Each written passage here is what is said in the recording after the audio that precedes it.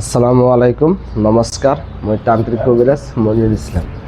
আচলতে কবিৰাজি কৰিলে কি খাব পাৰি বা কি খাব নোৱাৰি, একচুৱেলি বাছ বিচাৰৰ কিবা কথা আছে নেকি?